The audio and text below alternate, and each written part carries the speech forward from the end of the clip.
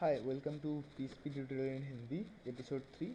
आज हम सीखेंगे कि पीएचपी यूज़ करके कैसे आप एचटीएमएल आउटपुट कर सकते हो और उसको कैसे एचटीएमएल में एम्बेड करना है।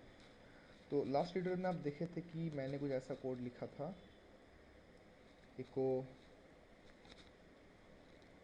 हेलो, एंड जब आप इसको एग्जीक्यूट करते हो तो आपको हेलो दिखता है। अब अगर आपको एच टी एम एल करना है तो आप यहाँ पर जस्ट सिंपल कर दो, लिख दो एच टी एम एल जो फॉर्मेट होता है, इसमें जो सिंटैक्स होता है वो टाइप कर दो।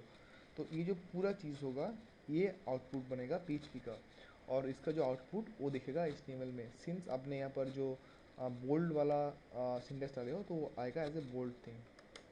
देखा, थोड़ा बोल्ड हो गया ये। अब अगर इसका देखोगे सोर्स, सेक्शन सोर्स, तो आपको दिखेगा या hello, this is the source. आपको ये भी दिखेगा। एनीवे तो ऐसे हम करते हैं, एच टी एम एल लिखते हैं, like how this is how you write H T M L in P H P. Now suppose हम लोग एक फॉर्म बना रहे हैं, तो एक लेंगे input field, input type equals to text. Text तो आप जब आप इसको एग्जीक्यूट करते हो तो आपको हेलो दिखता है और उसके बाद एक टेक्स्ट दिखता है। अगर आपको इसको भी एच टी एम एल के अंदर एम्बेड करना है तो सिंपल इसको लिख दो एच टी एम एल के अंदर। बट यहाँ पर एक ट्विस्ट है। हमने शुरू किया है कॉमा, लाइक लाइक इको के अंदर जो पॉर्ट हम इको कर रहे हैं वो हम शुरू किया है विथ सिंगल कोटेशन, एंड यहाँ पर हम यूज़ करें double quotation. That's good. But आप अगर यूज़ करोगे सिंगल कोटेशन तो लेट्स सी क्या होता है। आपको लगना चाहिए कि परफेक्टली काम करेगा, क्योंकि जब आप ये चीज़ काम करते हो normal H T M L में तो ये काम तो भी ये काम करता है, काम कर रहा है। बट जब आप इस चीज़ को यहाँ पर लिखोगे तो वो काम नहीं करेगा। लेट्स सी वो क्या बोलेगा।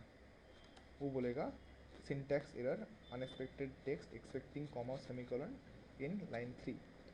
क्यों हो रहा है ऐसा? ये क्योंकि आपने कोटेशन लाइक स्ट्रिंग शुरू किया with single quotation.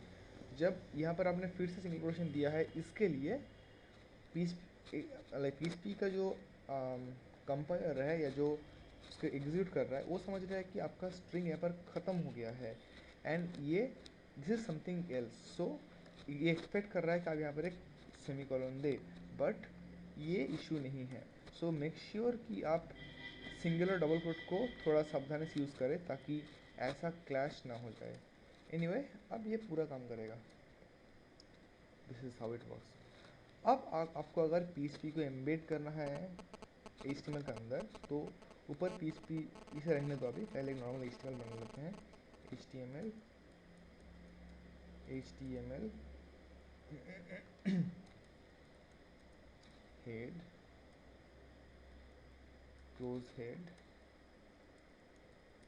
Body, body, या तो हम क्या करेंगे, इसको इको नहीं करेंगे, इसको एक वेरिएबल में ले लेंगे। वेरिएबल पीएचपी का वेरिएबल में स्टार्ट होता है हमेशा डॉलर से, A1 equals to. PHP variable में हमेशा स्टार्ट होना चाहिए डॉलर से। डॉलर के बाद पहला जो कैरेक्टर होगा वो एक कैरेक्टर होना चाहिए A to Z। It should be anything else, it should be number और समथिंग। ये अगर नंबर है तो ये वेरिएबल नहीं रहेगा, it will give error, syntax error, unexpected one. तो ये ख्याल रखें कि डॉलर के बाद जब आप वेरिएबल डिक्लेयर कर रहे हो, you don't have to declare the variable anyway. जब आप वेरिएबल टाइप कर रहे हो तो डॉलर के बाद पहला चीज़ कैरेक्टर होना चाहिए A to Z। फिर उसके बाद नंबर कुछ भी डालो, doesn't matter, and not special character. This thing इसी ये काम नहीं कर रहा है, only number and characters like alphabets. तो ये पूरा काम करेगा या इस एग्जीक्यूटिंग। अब ये वेरिएबल है, तो ये जो आपका इसका जो आउटपुट है वो इस वेरिएबल में स्टोर हो चुका है। नॉट आउटपुट, इसका जो एग्जीक्यूट करने के बाद जो इसका HTML जो जो इसका आउटपुट है, या आउटपुट लेते हैं, वो स्टोर हो गया है $A1 वेरिएबल पे।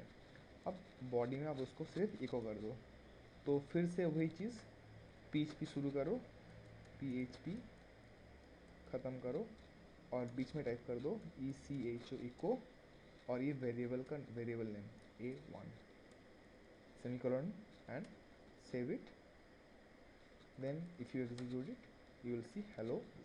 यहाँ पर क्या हुआ, आपका जो ये जो टोटल स्ट्रिंग है वो स्टोर हो गया है A1 में PHP is considering as a string, तो ये स्टोर हुआ है $A1 में।